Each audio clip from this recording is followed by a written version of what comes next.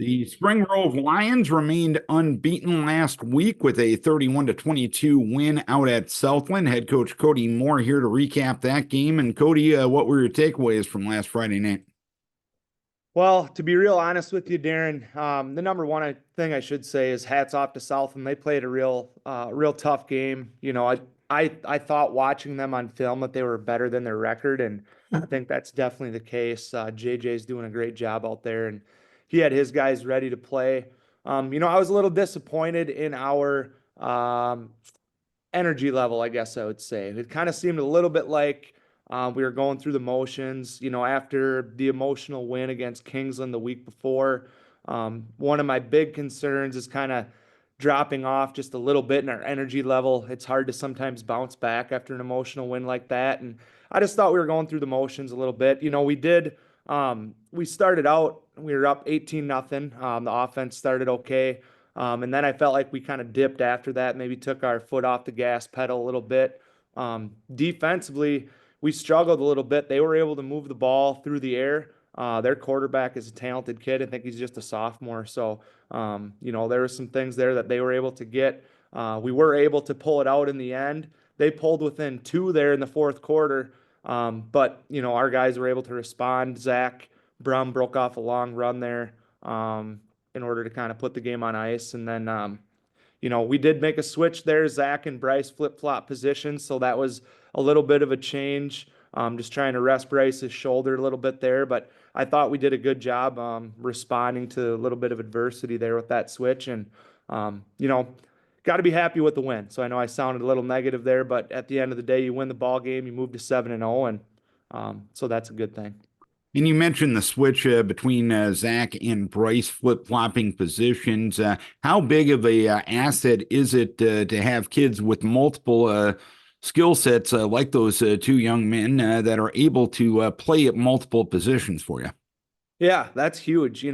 It's especially in nine-man, depth can be an issue. So a lot of times, if you have one guy go down, that can really hurt a team. And the fact that Zach was able to step in there, that tells us that if we ever run into a bind, we do have that option. So that's a great thing. It says a lot about those two and their ability to just be football players too, and do well at whatever position you put them in. And so I was real proud of the way those guys handled that. And I think it says a lot about our team overall that you have guys willing to step up and do different things and different jobs that whatever's going to help the team win. And we saw it last week against Kingsland. You had that 4-point lead, but on the final defensive series, your kids rose to the occasion and prevented Kingsland from scoring. You mentioned Southland got within two. Your kids were able to rise up and get that expanded score offensively. Do you think you can learn from those situations to help you down the road? Yeah, there's no doubt about that because, going down, getting into the section tournament here, you're going to have tight games. So the more comfortable your kids can be in those tight situations, the more prepared your team is for when those moments come up because we all know they will. So that is a good part about it, being used to when your feet are to the fire, how are you going to respond? And we did respond. So that was a very good thing to see. And I got to ask you about it again. Unfortunately, those point afters, 1 for 5 the other night. What can be done to improve that stat? Well, I put it this way. I think just think about baseball. Sometimes hitters get in slumps, and sometimes it just takes a little bit of positive going on just to get out of that slump. And I will say that Ben hit the last one there at the end of the game in order to put us up nine, two scores with 3 minutes left there. So that's a pressure situation to try to get us up to that two-score lead. And so the fact that he made that last one, that gives me confidence moving forward. And I think for him too, it's just a confidence thing, and he'll get there. I know he will.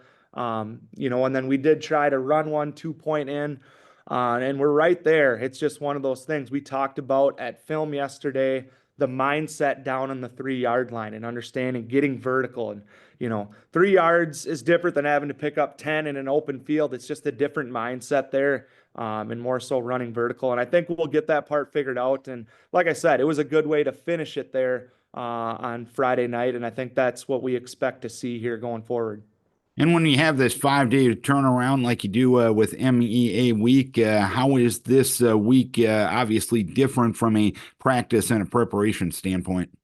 Yeah, everything is obviously shortened up. The number one thing, Darren, is you want to get guys back fresh and healthy because football, it's a war, right? It's a battle. It's hard on your body. And so when you're playing a lot of games in a short amount of time, the number one goal has to be getting your kids fresh for that next competition. And so that's our main mindset. You spend, more time breaking down film, more time talking through X's and O's and that side of things while allowing your body to get fresh and healthy. And we'll have a little bit more of an extended walkthrough today where we're able to get some team defense in where we typically wouldn't do that on a walkthrough. So just a little bit of an extended time that way to talk through what we're seeing out of Mabel and those types of things. So our guys will be ready to rock there Wednesday night. And you touched on the energy factor from last week. You got a rivalry game this week. I'd imagine energy has to be brought in a game like this, right? Yeah, back at home against a tremendous rival and Mabel, crosstown rival, you could say. Paul does a great job. He always has those kids ready. He gets everything out of them. I'm always so impressed by that. And if our guys can't get amped up for this rivalry game, we're in trouble then. And I know that we'll be ready to roll. It's always fun. There's always a big crowd being so close together, and it's a great atmosphere. These guys play together growing up in our youth program. So it's always a fun one. And, after last year, they took it to us there in the regular season. And that's another factor, I think, too, that you don't want to, focus on that too much. But it's also something where, I think our guys will be hungry and ready to go and want to put their best foot forward here to finish the season. And as for this year's edition of the Cougars, what do they look like on film? What's your assessment of them? Well, again, I would say they're better than their record shows. They're a little bit beat up right now, I think, physically. Just some guys that are maybe nicked up, but they're still talented across the board. They have the Larson kid at running back. He's a big body, can be really hard to bring down, takes multiple hats to bring him down. Their quarterback, he's an athletic kid. They're kind of spreading it out a little more at times and running him around, and I'm impressed with what I see out of him as well. So there's a few guys there that can do some damage. Our defense is going to look to bounce back after a little bit of a tough effort there last Friday.